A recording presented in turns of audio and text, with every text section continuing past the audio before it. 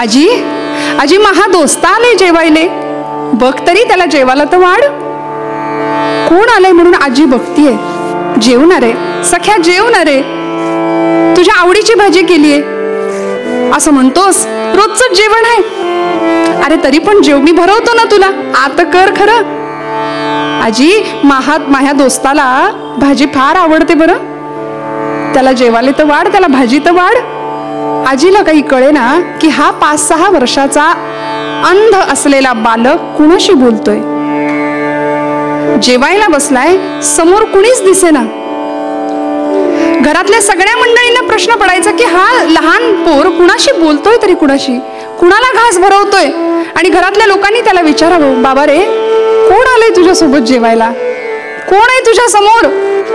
तर त्या 5-6 वर्षाच्या बाळाने उत्तर द्यावं, आजी बघ ना किती गोड दिसतोय, किती गोड दिसतोय. हातामध्ये गोड बासरी घेऊन बसलाय, गोड बासरीचं वादन करतोय. कानामध्ये कुंडल आहेत, पायामध्ये वाक्य आहेत. आणि असा तो भगवंत कपाळाला चंदनाचा टिळा लावून आलाय माझ्या समोर. आजी तुला दिसत नाही का माझा कृष्ण कसा आहे. अगं किती सुंदर दिसतो ते बघ तरी. रूपे सुंदर सावळा गे माये, रूपे सुंदर सावळा गे माये, सावळा गे माये. आजी बघ तरी ग, मी घास भरवतोय आणि तो आ करतोय, काय गोड दिसतोय. मला असं वाटतंय की वृंदावनातून इकडे चाला की काय थेट हातामध्ये बासरी घेऊन. सावळा गे माये रूपे सुंदर सावळा गे माये, सावळा गे माये. वेणू वाजवी वृंदावना, वेणू वाजवी वृंदावना. वृंदावना गोधने चारिताये, सावळा गे माये रूपे सुंदर सावळा गे माये, सावळा गे माये. या लहान बाळासोबत अगदी या 5-6 वर्षाच्या वयामध्ये हा मुलगा कृष्णाचं सानिध्य अनुभवत होता. कुणालाच दिसणारं न दिसणारं ते परब्रह्म त्याच्या समोर बसून जेवत होतं. काय असेल हे गुण, काय अलौकिक युगपुरुष सत्पुरुष होता तो. कोण होता श्रोते हो. सगळ्यांना प्रश्न पडायचा की साक्षात भगवान गोपाल कृष्ण याच्या समोर बसून अन्न ग्रहण करतोय, याला सानिध्य अनुभवायला मिळतंय. कोण आहे तरी कोण हा, काय असावं हे गुढ, काय अतर्क्य घडत होतं घरामध्ये. श्रोते हो, कुणाची कथा ऐकतोय आपण. 19व्या शतकाच्या उत्तरार्धामध्ये भारतामध्ये असं एक चमत्कारिक अलौकिक विभूतिमत्व जन्माला आलं की ज्या विभूतिमत्वानी भारताच्या वैदिक धर्माच्या पुनरुत्थानाचा मंत्र हातामध्ये घेतला, वसा हातामध्ये घेतला. त्याचं पुनरुज्जीवन करण्याचा अट्टहास करताना नवजागरणाचा अट्टहास केला आणि ज्ञानोत्तर भक्तीचा डिंडिम भूतलावर पिटण्यासाठी हा महात्मा सज्ज झाला होता. कोण होतं ते. विदर्भ प्रांती पवित्र ग्रामी,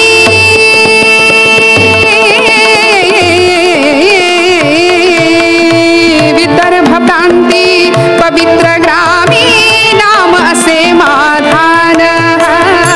विदर्भ प्रांती पवित्र ग्राम नाम असे माधान, नाम असे माधान. विदर्भ प्रांती पवित्र ग्रामी नाम असे माधान. तिथे जन्मला प्रज्ञाचक्षु, तिथे जन्मला प्रज्ञाचक्षु, तिथे जन्मला प्रज्ञाचक्षु, तिथे जन्मला प्रज्ञाचक्षु. युग संजीवनी भान राम साधुजी, राम राजा राम कहोजी. आणि असा तो युगपुरुष मधुराद्वैताचार्य प्रज्ञाचक्षु संत श्रेष्ठ श्री गुलाबराव महाराज या नावानी विदर्भातल्या पयोषणी नदीच्या काठी वसणारं माधान नावाचं गाव आणि त्या गावातले पाटील घराणं की जे घराणं आतिथ्यशील होतं, धर्मशील होतं, धर्मपरायण होतं. घरामध्ये शिवपूजा आणि विष्णुपूजा, हरिहरोपासना एकत्रच होत होती. आणि अशा कुळामध्ये शुद्ध बीजापोटी फळे रसाळ गोमटी या न्यायाने जन्म झाला. आषाढ शुद्ध द्वादशीचा दिवस 1881 साल, अगदी अलीकडचे संत श्रोते हो, जन्म झाला या बाळाचा. वडील गोंदूजी पाटील आणि आईचं नाव आलोकाबाई. अशा दिव्य दाम्पत्याच्या पोटी जन्म झाला आणि माधानकरांना अक्षरशः आनंदाची दिवाळी अनुभवायला मिळाली. माधानकरांच्या वाड्यामध्ये गोकुळीचं सुख लोकांना अनुभवायला मिळालं. माधानच्या प्रत्येक घराघरामध्ये साखर वाटली गेली. बाळ जन्मला, बाळ कृष्ण जन्मला, काय आनंद होता. बाळ जन्मला, बाळ कृष्ण जन्मला, बाळ जन्मला, बाळ कृष्ण जन्मला, आनंदी आनंद आनंद झाला, आनंदी आनंद आनंद झाला, बाळ जन्मला, बाळ कृष्ण जन्मला.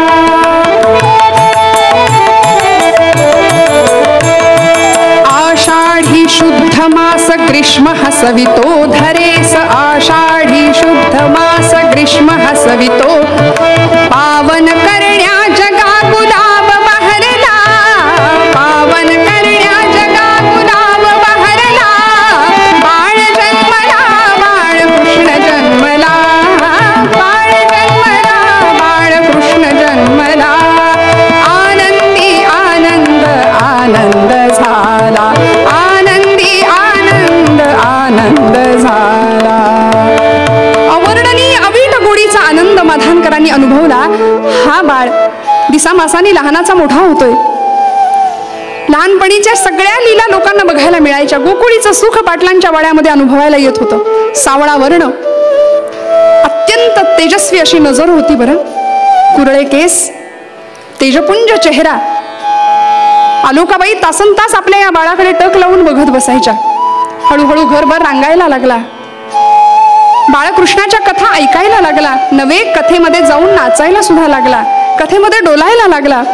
कुठे कुणाचं श्रवण चालू असेल, निरूपण चालू असेल, कृष्ण कथा चालू असेल, रामकथा चालू असेल, तर हा बाळ धावत जाऊन तिथे बसायचा. दिसामासाने हा मुलगा लहानाचा मोठा होतोय. गुलाब असं पाळण्यातलं नामकरण केलं होतं. गुल्ल्या म्हणायचे लाडाने. 5-6 वर्षाचा हा पोर ज्यावेळी धावत सुटायचा ना, त्यावेळी आजी म्हणायची, अरे गुल्या, डोळ्याला दिसत नाही, पडशील ना रे. का हो, असं काय घडलं होतं मध्यंतरीच्या काळामध्ये?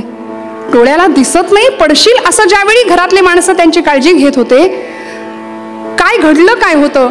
9 महिन्याचा हा जेव्हा बाळ झाला होता ना, त्यावेळी बाळाचे डोळे आल्याचं निमित्त झालं आणि गावठी वैद्यांचा उपचार केला आणि त्यामुळे चुकीच्या उपचारांमुळे कायमचं अंधत्व वाट्याला आलं. महापुरुषांच्या आयुष्यामध्ये एका पाठोपाठ एक अडचणी उभ्या ठाकल्या श्रोते हो. दग्धम दग्धम पुनरपी पुनः कांचनम पीतवर्णम. सोनं तापवून भट्टीमध्ये सुलाखून बाहेर निघतं तेव्हा त्याची झळाळी जास्त वाढते ना. नियतीनं नेवाच खेळ महाराजांच्या आयुष्यामध्ये लहानपणापासूनच मांडायला सुरुवात केली. अगदी 9व्या महिन्यामध्ये अंधत्व आलं. तेजस्वी नजर होती, पण ती कायमची गेली. दृष्टी निघून गेली, बाह्यतः गेली. बरं, बाह्यतः हा शब्द मुद्दाम वापरते, कारण अंतःचक्षुंनी, प्रज्ञाचक्षुंनी सगळं जग हा मुलगा पाहत होता. त्यामुळं कुणावरही अवलंबून नव्हता, कधीच नाही. कधीच कुणाच्या आधाराने जीवन पुढचं जगला नाही. आणि असं करता करता 4 वर्षाचं वय झालं आणि 4थ्या वर्षी मातृछत्र हरपलं. आई निघून गेली. बाळंतपणाच्या आजाराने आई निघून गेली. आणि अशा आंधळ्या असलेल्या पोराला आईचं छत्र नाहीये, मग अशा मुलाला कोण सांभाळणार? कोण सांभाळणार? तर या मुलाला आलोकाबाईंच्या माहेरी, म्हणजे माधानपासून जवळच असलेलं लोणी टाकळी नावाचं गाव, तिथे पाठवलं. आजीला बाई म्हणायचा. आणि या आजी बरोबर राहत असताना पुढचा काळ अत्यंत सुंदर गेलाय महाराजांचा. हा गुल्या आजीकडे अनेक प्रकारचे हट्ट करायचा. लोणीमध्ये अनेक सवंगडी त्याला मिळाले, अनेक सवंगडी मिळाले. त्या सवंगड्यांबरोबर गोपाळकाला करावा. देऊळवाड्याजवळ असलेल्या पूर्णा नदीच्या पात्रामध्ये मनसोक्त टुंबावं. गावामध्ये फिरणाऱ्या माकडांच्या मागे वाकुल्या दाखवत फिरणं, गिल्ली दांडू खेळणं, हुतुतू, आटापाट्या, सुरपारंब्या सगळे खेळ तरवेज. आणि त्याचबरोबर लहान वयामध्ये ध्यान साधना, नामस्मरण, या सगळ्यांची विशेष गोडी या बालकाला होती. त्यामुळे याचं असामान्यत्व लोकांच्या लक्षात आल्यापासून राहिलं नाही. बरं, अलौकिक होतं बालपण सुद्धा. कारण या गुलाबाचं बालपण कधी संपलंच नाही, याला तारुण्याचे काटे कधी आले नाहीत. विश्वचालकाच्या ठिकाणी अनेकविध नात्यांनी त्यांनी आपलं नातं प्रस्थापित केलं होतं. वृद्धापकाळी येणारं अंधत्व त्याला कधीच आलं नाही. काय होतं हे अलौकिक चरित्र, काय होतं हे अलौकिक विभूतिमत्व. आजी बरोबर वास्तव्य करत असताना लोणी टाकळीमध्ये राहिले, पण काही दिवसांनी 5व्या 6व्या वर्षी आपल्या वडिलांनी गोंदूजी पाटलांनी गुलाबला आपल्या स्वगृही परत आणलं. माधानला पाटलांच्या वाड्यावर गुलाब राहू लागला आणि आल्याबरोबर घरामध्ये विलक्षण परिस्थितीला सामोरं जावं लागत होतं. याचं कारण वडिलांनी म्हणजे गोंदूजी पाटलांनी द्वितीय विवाह केला होता. अलोकाबाईंच्या निधनानंतर दुसरा विवाह केला. भागीरथीबाई नावाची पत्नी घरामध्ये आणली, पण ही भागीरथी म्हणजे महाराजांच्या आयुष्यामध्ये कैकईची भूमिका बजावणारी ठरली. हो, लहानपणापासून आधीच दृष्टी गेलेली, आईचं छत्र हरपलेलं आणि त्यानंतर अशा सावत्र आईच्या जाचाला सामोरा जाणारा हा बाळ दिसामासाने मोठा होतोय, अनेकविध अनुभवांना सामोरा जातोय. पण त्याच वेळी ज्ञानपिपासू वृत्ती वाढीस लागली, ज्ञान तृष्णा वाढीस लागली. ज्ञानाची भूक इतकी वाढत गेली की जे काही मिळेल ते स्वाहा होत गेलं, जे काही मिळेल ते अंतःकरणामध्ये ठासत गेलं. गावातल्या काही निवडक मंडळींकडून अनेक ग्रंथांचं वाचन तो ऐकायचा कानाने. कुणाला तरी तो वाचून दाखवायला लावायचा, वाचून दाखवायला सांगायचा. कुणी वाचन केलं तर ते अतिशय मन लावून श्रवण करायचं, विश्लेषणात्मक त्या गोष्टींचा अभ्यास करायचा. अत्यंत दुर्मिळ असलेले ग्रंथ हरिविजय असू दे, पांडव प्रताप असू दे, या ग्रंथांचं संकलन करायचं, जवळ ठेवायचे. आणि असा छंद लागला की डोक्यावरती एक ग्रंथ पेटी बनवली. त्या पेटीमध्ये अनेकविध प्रकारचे ग्रंथ घेतले आणि हा बालक, हा युगपुरुष डोक्यावरती पेटी घेऊन गावोगाव फिरायचा ग्रंथ गोळा करण्यासाठी, योग्य अधिकारी माणसांकडून ते ग्रंथ श्रवण करण्यासाठी, त्या ग्रंथांचा विश्लेषणात्मक अभ्यास करण्यासाठी. आणि ही ज्ञानतृष्णा इतकी वाढत गेली, हळूहळू स्वयंस्फूर्त काव्य प्रतिभेचा बहर यायला लागला. शेजारी कुणी जात्यावर दळण दळतंय असं वाटायला लागलं की धावत तिकडे जावं. कृष्ण भक्तीची लालसा मनामध्ये उत्पन्न होत होती. मी सांगितल्याप्रमाणे अगदी लहान वयापासून कृष्णाचं सानिध्य हा महात्मा अनुभवत होता. त्यामुळे जात्याची घरघर कानावर आली की धावत जावं, तिथल्या त्या एखाद्या सौभाग्यवती स्त्री बरोबर, एखाद्या महिलेबरोबर जात्यावर दळण दळायला सुरुवात करावी. आणि दळण दळत असताना काव्य प्रतिभेला उधाण यायचं. दळण दळा या सखे निसून घेई ग, दळण दळा या सखे निसून देई ग, जेविना कृष्ण माझा, जेविना कृष्ण खडा न लागो काही ग, जेविना कृष्ण खडा न लागो काही ग, दळण सुख कर एका श्री कृष्णासाठी ग, दळण सुख कर एका श्री कृष्णासाठी ग, जेविना कृष्ण खडा न लागो काही ग, हो जेविना कृष्ण खडा न लागो काही ग. जात्यावर गोड आवाजामध्ये ओव्या गाव्यात. आणि असा हा गुलाब लहानाचा मोठा होतोय. स्वयंस्फूर्त काव्य प्रतिभेला उधाण यायचं, अनेक प्रकारचं साहित्य हातातून निर्माण होत होतं. आणि त्याच वेळी वडील गोंदूजी आणि काका राघोजी काका या दोघांनी मिळून त्याचं वाढतं वय लक्षात घेतलं, परमार्थातली त्याची गोडी लक्षात घेतली. आणि हा जर याच मार्गाला कायमचा लागला तर आपला प्रपंच कसा करणार, गावाची पाटीलकी कशी सांभाळणार, याची चिंता लागलेल्या या दोघांनी, काका आणि वडिलांनी, गुलाबराव महाराजांचा अगदी 10व्या 12व्या वर्षी विवाह निश्चित करायचं ठरवलं. वधू संशोधनाचं काम सुरू झालं आणि माधानपासून जवळ असलेल्या आखातवाडा नावाच्या गावची गणोजी भुयारांची मुलगी पूर्णा नावाची, पूर्णा नदी जवळ म्हणून तिचं नाव पूर्णा ठेवलेलं. ही पूर्णेची लेक म्हणून पूर्णी म्हणायचे तिला. 8 वर्षांची ही पूर्णा वज्रचुडे मंडित होऊन गुलाबराव महाराजांच्या आयुष्यामध्ये आली. महाराजांनी तिचं मनकर्णिका असं नामकरण केलं लग्नानंतर.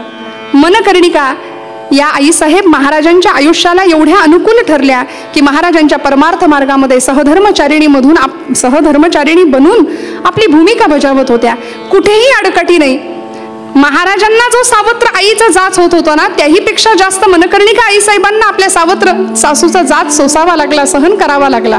पण तेही सगळं हसतमुखाने स्वीकारलं. पण आता प्रपंचाचा हा भार सहन होईना. घरातल्या कटकटी काही केल्या संपेनात, आणि जो संसार तापे पुळला तोची परमार्थी भला. ज्याला संसाराचे चटके सहन करावे लागले तो परमार्थात टिकतो श्रोते हो. आणि म्हणून अशा एका क्षणाला महाराज आणि त्यांच्या पत्नी मनकर्णिका आईसाहेब दोघांनी गृहत्याग केला. गृहत्यागानंतर सुद्धा हरिहरोपासना चालूच होती.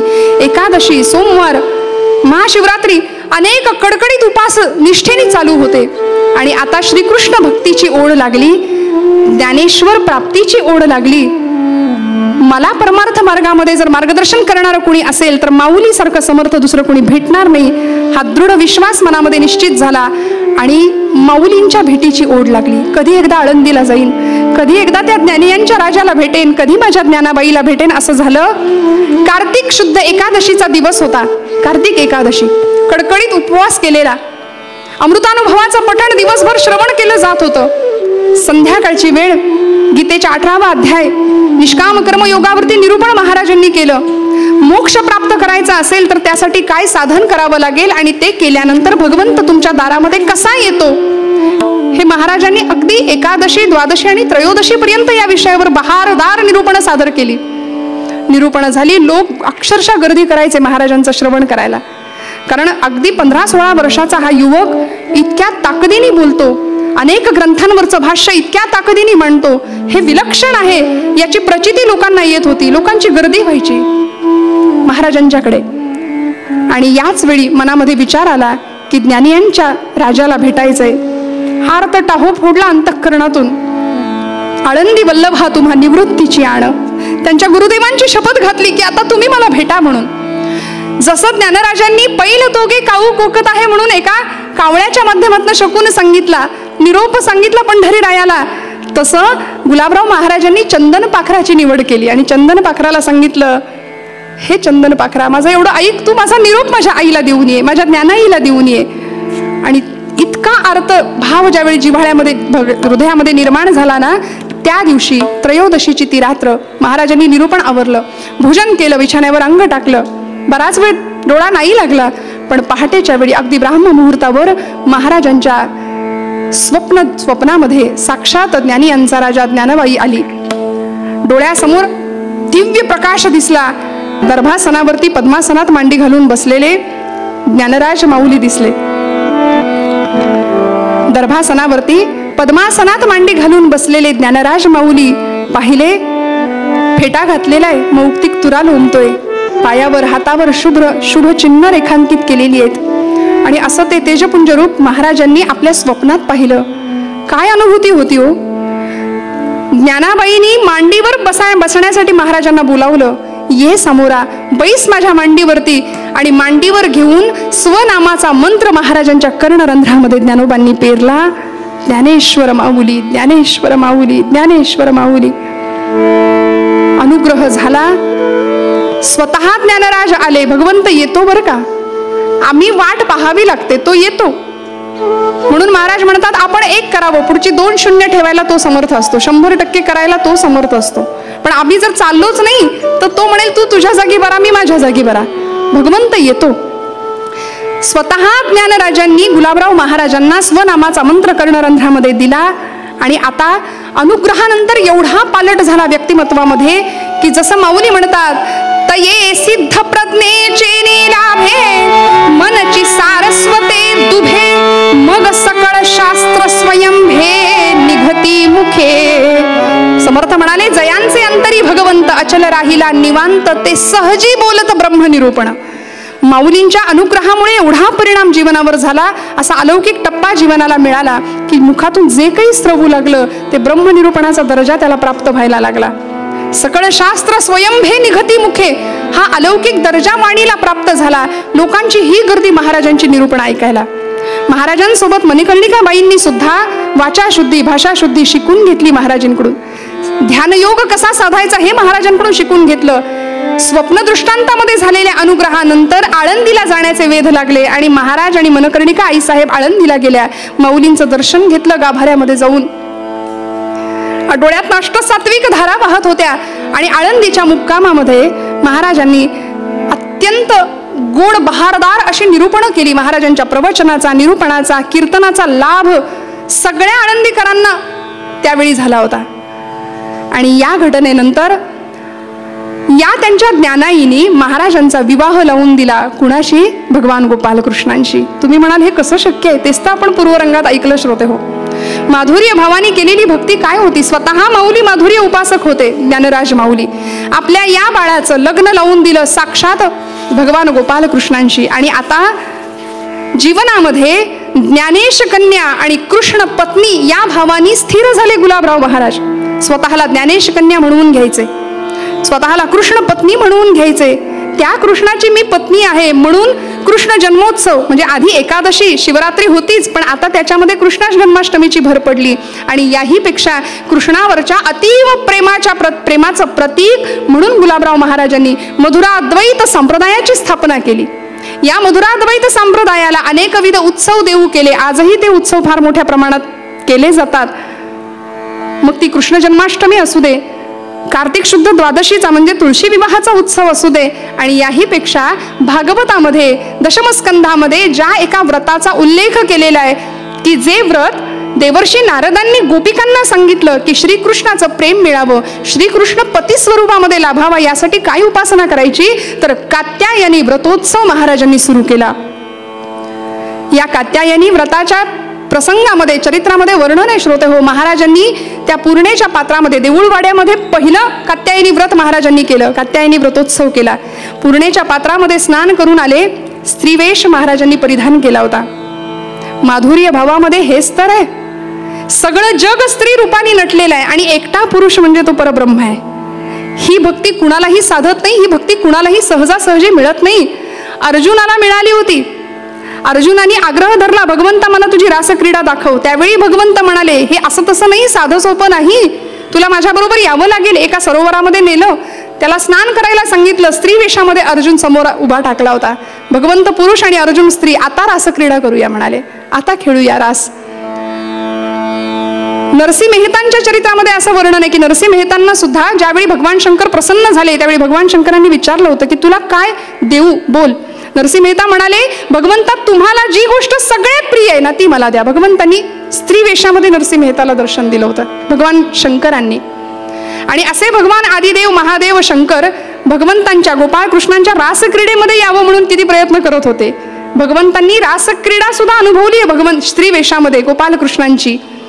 त्याच पद्धतीनं, अगदी त्याच पद्धतीने या गुलाबराव महाराजांनी सुद्धा स्त्रीवेश परिधान केला, जरीकाठी लुगडं परिधान केलं, कपाळाला उभं कुंकू लावलं, गळ्यामध्ये मंगळसूत्र, हातामध्ये हिरवा चुडा भरलाय, पायात जोडव्या घातल्यात आणि असं सौभाग्याचं लेणं परिधान केलेले महाराज कात्यायनी व्रताची अगदी विधिवत पूजा करायला बसलेत. ते व्रत यथासांग पार पडलं. प्रेमाचा करू कळस, हरिस अर्पू ब्रह्मरस, कृष्णपदी सावकाश, भृंगी होऊ चला महाराजांचं काव्य आहे. या व्रतानंतर सगळ्या गोपिका महाराजांच्या सोबत फेर धरून नाचायच्या, फुगड्या घालायच्या, गोपाळ काला तिथे व्हायचा. कृष्ण जन्माष्टमीचा उत्सव सुद्धा अगदी याचप्रमाणे. कृष्ण जन्म आला की महाराजांची अगदी उत्सवाची लगबग असायची, तयारी असायची. मग अगदी विधिवत सांगोपांग उपचारांनी कृष्ण जन्माष्टमीचा उत्सव पार पडायचा. लोकांना प्रश्न पडायचे. या काळामध्ये अनेकांच्या अनेक शंकांचं निरसन सुद्धा महाराजांनी केलंय. लोकांनी विचारावं, महाराज भगवान गोपाल कृष्ण किंवा परब्रह्म म्हणजे अनामय अजन्मा असलेल्या त्या परमात्म्याला आपण हे सगळे उत्सव का करतो? अजन्मा आणि अनाम असलेल्या भगवंताचा आम्ही जन्म साजरा करायचा, त्याचं नामकरण करायचं, हे का बरं? हे कशासाठी? तेव्हा महाराजांनी अत्यंत गोड समाधानकारक उत्तरं द्यावी की अरे हे सगळे उत्सव आमचं भक्तिप्रेम वृद्धिंगत व्हावं यासाठी आहे. त्याला काय गरज आहे? मागील या जन्मामुक्त झालो असं म्हणणारे ज्ञानराज माऊली पुन्हा का आले हो? का तर तुमच्या माझ्यासाठी. त्या सगुण विग्रहाकडे बघून आमच्या मनाच्या ठिकाणी ते अधिष्ठान पक्क होतं आणि आमच्या भक्तीमध्ये वाढ होते, आमची भक्ती वृद्धिंगत होते. यासाठी हे उत्सव आहेत, यासाठी हा उत्सव करायचा. तुळशी विवाहाचा उत्सव आला की श्रोते हो चरित्रामध्ये उल्लेख आहे, माझ्या पदरचा अजिबात नाही सांगत आहे. महाराज स्त्री वेशामध्ये पुन्हा नववधूच्या रूपामध्ये सजायचे आणि कृष्ण परमात्म्याला पती स्वरूपात समजून अंतरपाठमध्ये धरला जायचा आणि महाराज कृष्ण भगवंताशी त्या प्रसंगामध्ये विवाह करायचे. दरवर्षी तुळशी विवाहाला हा उत्सव थाटामाटात साजरा व्हायचा, पुन्हा सगळ्या गोपिकांना घेऊन. आणि काय आनंद होता हो महाराजांचा अतिशय. त्यजुनी काम आज श्याम दृष्टी पाहिला, दृष्टी पाहिला. मी केलं काय? भगवंत मला पती स्वरूपामध्ये लाभला, पण केव्हा? जेव्हा मी कामाचा त्याग केला. श्रोते हो, सर्वसामान्यांना तुम्हाला मला आकलन न होणारी ही भक्ती आहे.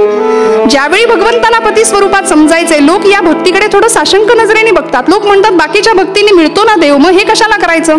कशाला स्त्री भावामध्ये पूजा करायची आणि भक्ती करायची? रामकृष्ण परमहंसांनी राधा भावामध्ये भक्ती केली. कशासाठी हे सगळं करायचं? तर बाकीच्या सगळ्या भक्तीमध्ये हा आनंद नाहीये. बघा ना, सख्य भक्ती करणाऱ्या अर्जुनाला, दास्य भक्ती करणाऱ्या हनुमंतांना जो आनंद मिळत होता तो मिळत असेल का? नाही.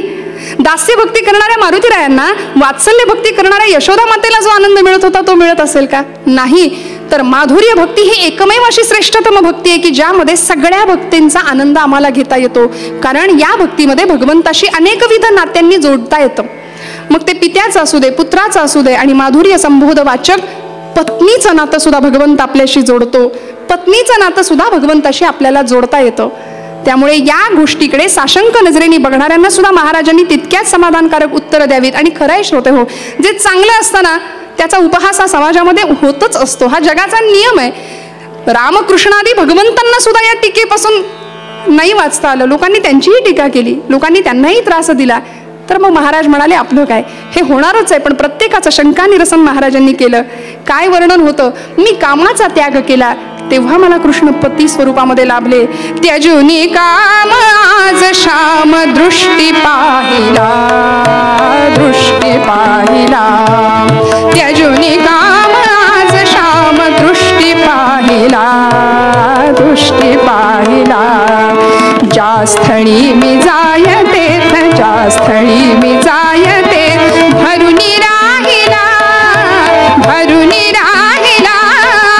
त्यजुनी काम आज श्याम दृष्टी पाहिला, दृष्टी पाहिला.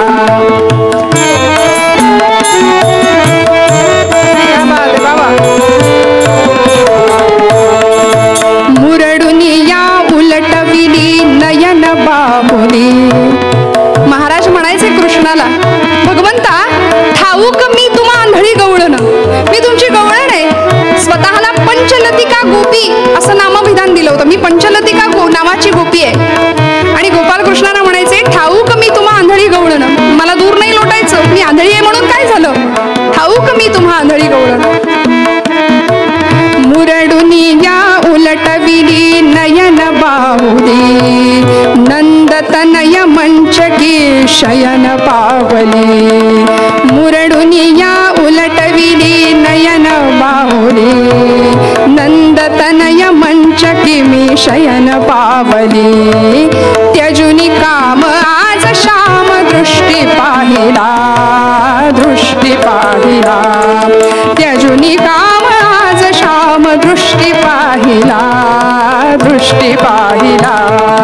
ज्या स्थळी मी जायते, ज्या स्थळी मी जायते, भरुनी राहिला, भरुनी राहिला. त्यजुनी काम आज श्याम दृष्टी पाहिला, दृष्टी पाहिला, दृष्टी पाहिला, दृष्टी पाहिला. नयनांध असणाऱ्या महाराजांनी भगवंताला अक्षरशः अनुभवलं नव्हे, पाहिलं. अर्थात तुमच्या माझ्या दृष्टीने ते बाह्यांध होते, अंध होते, पण स्वतःच्या बुद्धीच्या चक्षुंनी, प्रज्ञेच्या चक्षुंनी, अंतःचक्षुंनी सगळं जग पाहत होते. श्रोते हो, लोकांनी महाराजांना प्रश्न विचारला. अनेकांच्या शंकांचं निरसन करताना कुणीतरी विचारावं, महाराज राधा आणि गोपालकृष्ण, आज जे विडंबन आम्हाला समाजामध्ये दिसतं श्रोते हो, कुणीतरी विचारावं, महाराज आमच्या मध्य भारतामध्ये राधाकृष्ण हे प्रेमी युगुल समजलं जातं आणि रास हे त्यांच्या प्रेमाचं प्रतीक समजलं जातं.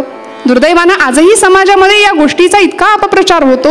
पण महाराजांनी याही गोष्टीचं शंका निरसन करावं. महाराज म्हणायचे राधा आणि कृष्ण हे आम्ही समजतो, अज्ञजन जसं समजतात ना की राधाकृष्णाचं प्रेम हे लौकिक आहे, पण ते लौकिक नाही, ते अलौकिक पातळीवरचं होतं. अर्थात कृष्ण म्हणजे कर्षयती इति कृष्ण, हा जो आकर्षण घेणारा आहे तो कृष्ण. आणि राधा म्हणजे कोण हो? जो मुक्तीसाठी अखंड तळमळणारा जीव आहे ना, त्याला राधा म्हणायचं. भगवंतावर बरसणारी अखंड प्रेमाची धारा म्हणजे राधा आहे. अखंड मुक्तीसाठी जो जीव तळमळतो, आणि व्रज गोपिका अखंड मुक्तीसाठी तळमळत होत्या. खरं सांगू का श्रोते हो, तसं म्हटलं तर तुम्ही आम्ही सुद्धा राधाच आहोत. आपण अखंड मुक्तीच्या मोक्षाच्या इच्छेसाठी तळमळत आहोत. म्हणून सगळं जग स्त्री रूपाने नटलंय, आणि तो एकटा परमात्मा पुरुष आणि त्याची ही सगळी प्रकृती. म्हणून आमचा देह जरी पुरुषाचा असला तरी सुद्धा भाव स्त्रीचाच असावा, ही माधुर्य भावाची अपेक्षा आहे. महाराजांनी सांगावं, ही रासक्रीडा म्हणजे आज समाजामध्ये या रासक्रीडेचा अर्थ जर विपरीत घेतला जात असेल तर ही रासक्रीडा म्हणजे जीवनमुक्त होण्याची अवस्था आहे. जीवन मुक्तीसाठी तळमळणारा जीव एकीकडं आणि साक्षात परब्रह्म चैतन्य एकीकडं, या दोघांची ती त्या प्रेमाचं प्रतीक म्हणजे ती रासक्रीडा आहे, ती रासलीला आहे. आणि भगवंतांनी वृंदावनामध्ये ही रासलीला केली. हा माधुर्य भक्तीचा सगळा प्रवाह आमच्यापर्यंत अशा पद्धतीने आला. गुलाबराव महाराजांनी फक्त या भक्तीचं पुनरुज्जीवन केलं, लोकांपर्यंत ती भक्ती साध्या सोप्या स्वरूपामध्ये मांडली. ही पूर्वकाळापासून चालत आलेली भक्ती, आणि अशी ही भक्ती किती श्रेष्ठ आहे हे सांगत असताना गुलाबराव महाराजांनी अवघं आयुष्य, किती आयुष्य हो, 1881 सालचा महाराजांचा जन्म आणि 1915 सालचा महाराजांचा निर्याण आहे. या 35 वर्षांच्या काळामध्ये महाराजांनी काय दिलं जगाला? वैदिक धर्माचं पुनरुत्थान तर केलंच, पण श्रुती स्मृती पुराण, महाराष्ट्र संस्कृत वाङ्मय, अरबी वाङ्मय, फारशी वाङ्मय, अनेकविध धर्म, जैन धर्म असू दे, लिंगायत धर्म असू दे, फारसी धर्म असू दे, नवे पाश्चात्य तत्वज्ञान असू दे, वैद्यकशास्त्र, गणितशास्त्र, मीमांसाशास्त्र, विज्ञान, भक्तिशास्त्र, अनेकविध म्हणजे मी तर म्हणते सूर्याखाली ज्या ज्या गोष्टी आहेत त्या सगळ्या गोष्टींचा उहापोह महाराजांनी आपल्या साहित्यामध्ये केलाय. हरिभाऊ केवले नावाचे महाराजांचे एक निकटवर्तीय शिष्य होते. त्यांनी महाराजांचं हे सगळं साहित्य लिहून घेण्याचा प्रयत्न, महाराज बोलत होते, हे लिहून घेत होते, पण अशा कितीतरी गोष्टी असतील की त्या काळाच्या ओघात विरून गेल्या. ते सगळं लिपिबद्ध लेखणीने नाही बद्ध करता आलं, पण आज तरी सुद्धा 130च्या संख्येमध्ये महाराजांचे ग्रंथ आज उपस्थित आहेत की जे खरंच आमच्या अनेक प्रश्नांच्या शंकांचं निरसन करणारे आहेत. असं गुलाबराव महाराजांचं कार्य. मी म्हटलं ना की या महाराजांचं बालपण कधी संपलं नाही, या गुलाबाला कधी काटे, तारुण्याचे काटे कधी आले नाहीत, वृद्धापकाळी येणारं अंधत्व यांना कधी आलं नाही, त्या विश्वचालकाशी जुळलेल्या अंतरीचा सूर कधी थांबला नाही, कारण विश्वचालकाच्या ठिकाणी कृष्ण पत्नी आणि ज्ञानेश कन्या या भावाने ती स्थित होते. अर्थात हे गूढ काय आहे हे जर आम्हाला कळायचं असेल ना तर माऊलींनी पूर्वरंगामध्ये जे सांगितलंय, जीवीची या जीवा, प्रेम भावाची या भावा, तो आम्हाला भाव जागा करावा लागेल. त्या जीवाच्या जीवाला म्हणजे आमच्या आतल्या चैतन्य शक्तीला आम्हाला आळवावं लागेल, उठवावं लागेल, नवे जागृत करावं लागेल. तेव्हाच आम्हाला महाराजांच्या अलौकिक आणि गूढ अतर्क्य अशा व्यक्तित्वाचं दर्शन घडाल्याशिवाय राहणार नाही. त्यांच्या रूपाने एक अलौकिक भाष्यकार, धर्मग्रंथाचा भाष्यकार महाराष्ट्राला नव्हे सगळ्या जगाला लाभला. जगाला ललामभूत असणारं हे चरित्र या निमित्ताने मला मांडता आलं. आपल्या समोर झालेली सेवा अर्पण करते आणि याच आशयाने माऊली सुद्धा आपल्या पूर्वरंगाच्या या मूळ अभंगासाठी, या विरहिणीसाठी हाच आशय आम्हाला देतात.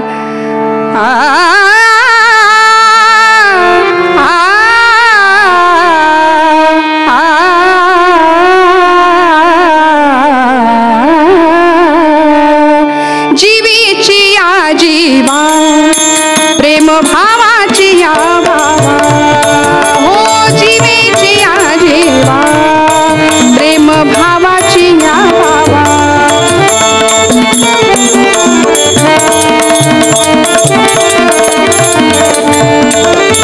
जीवीची या जीवा, प्रेम भावाची या भावा, तुझं वाचुनी केशवा, तुझं वाचुनी केशवा, अनु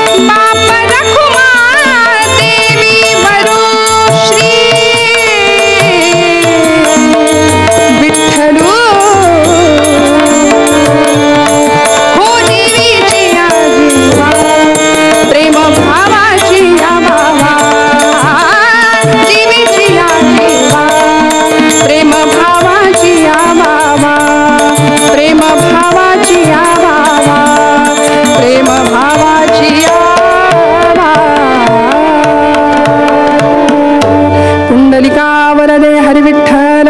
श्री ज्ञानदेव तुकाराम पंढरीनाथ महाराज की जय.